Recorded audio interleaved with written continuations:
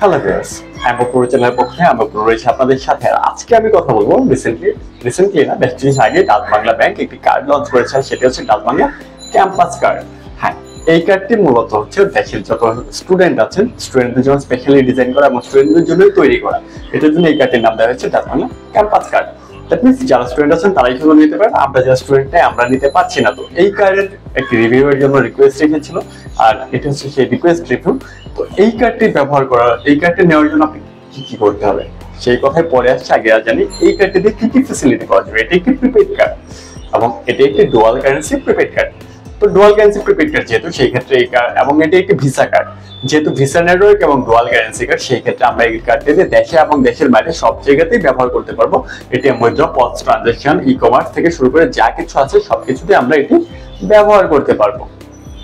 তারপর আসছে যে এই কার্ডের ফি কত। এই কার্ডের কোনো অ্যানুয়াল ফি নেই, তবে এই কার্ডটি প্রসেস করার জন্য প্রথমে আপনাকে 575 টাকা চার্জ দিতে হবে। তার মানে 575 তো ভ্যাট সহ 500 টাকা হচ্ছে আপনার চার্জ, 15% ভ্যাট নিয়ে 575 টাকা হচ্ছে আপনার এটার ইন্স্যুরেন্স ফি। এটা ইস্যু করার জন্য 575 টাকা আপনাকে ভ্যাট দিতে হবে। তারপর যেটা করতে হবে, আপনার এই কার্ডের জন্য কোনো অ্যানুয়াল ফি নেই, কোনো এসএমএস অ্যালার্ট ফিও নেই। এখন বলতে পারেন এসএমএস অ্যালার্ট ফি যেহেতু নিচ্ছেন, এসএমএস অ্যালার্ট কি পাবো কিনা? অবশ্যই এসএমএস অ্যালার্ট পাবেন, কিন্তু এসএমএস অ্যালার্টের জন্য আপনাকে কোনো টাকা খরচ করতে হবে না বা কোনো ফি দিতে হবে না, সম্পূর্ণ ফ্রিতেই পেয়ে যাবেন। তার মানে হচ্ছে আপনি একটি কার্ড নিলেন 575 টাকা দিয়ে, নিয়ে 5টা বছর আপনি আরামসে এটা ব্যবহার করতে পারবেন। সেই ক্ষেত্রে কোনো প্রবলেম নেই। তবে এখানে একটু প্রবলেম আছে, সেটা হচ্ছে যে আপনি যখন বাইরে ব্যবহার করতে যাবেন, দেশের বাইরে যখন ব্যবহার করতে হবে, তখন তো আপনাকে ডলার এন্ডোজ করতে হবে। আর ডলার এন্ডোজ করার জন্য কি করতে হবে? আপনাকে অবশ্যই একটি পাসপোর্ট লাগবে। সেক্ষেত্রে আপনার পাসপোর্ট নিয়ে ডলার এন্ডোজ করতে যাবেন ব্যাংকে। এখন আপনাদের মনে প্রশ্ন আসতে পারে যে ডলার এন্ডোজ কি ফ্রি কিনা? হ্যাঁ, ডলার এন্ডোজ অবশ্যই ফ্রি। আপনি শুধু পাসপোর্ট এবং কার্ডটি নিয়ে যাবেন, সেক্ষেত্রে আপনাকে ডলার এন্ডোজ ব্যাংক ফ্রিতেই করে দিবে।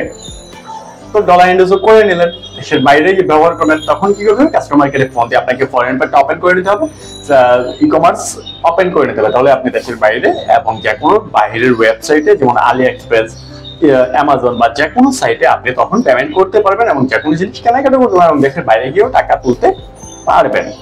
তো এই কার্ডের একটা প্যারাদায়ক জিনিস আছে, সেটাই হচ্ছে আপনি যখন কার্ডটি 575 টাকা ইস্যু করলেন, ইস্যু করার পর কার্ডটি যখন আপনি নিবেন, তখন আপনাকে 5000 টাকা ডিপোজিট করতে হবে এই কার্ডে। আর এই কার্ডটি অবশ্যই ব্রাঞ্চ থেকে ইস্যু করতে হবে, ব্রাঞ্চ থেকে নিতে হয়। 5000 টাকা আপনাকে ব্রাঞ্চে গিয়ে ডিপোজিট করতে হবে। তো কার্ডটিতে 5000 টাকা কেন ডিপোজিট করতে হবে? 5000 টাকা ডিপোজিট করতে হবে কারণ হচ্ছে এটা ওদের সিস্টেম।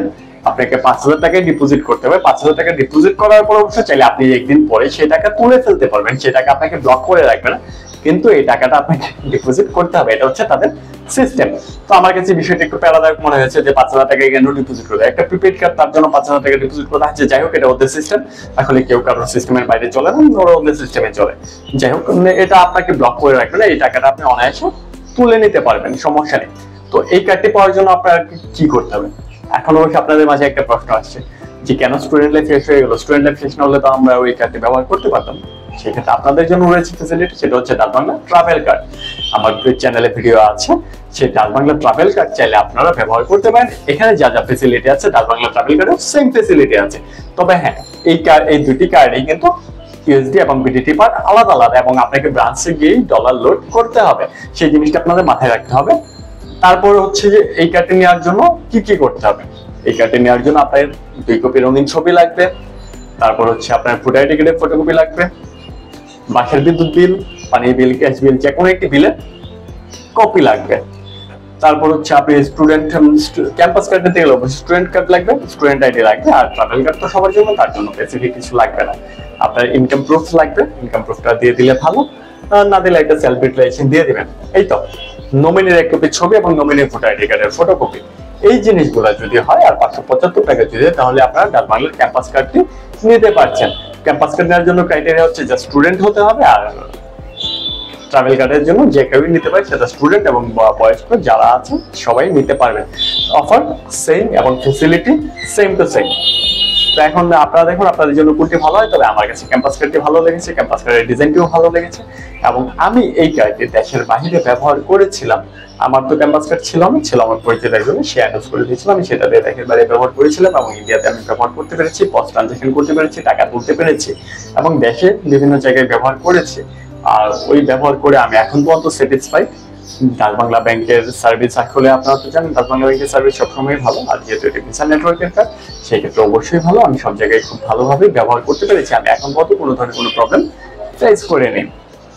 তো এই ছিল আমার কাছে আপডেট। পরবর্তী আপডেট পেলে অবশ্যই আমি আপনাদেরকে জানাবো। দেখা হবে অন্য কোনো ব্যাংকের অন্য কোনো কার্ড বা অন্য কোনো অ্যাকাউন্ট সম্পর্কে নতুন ভিডিওতে।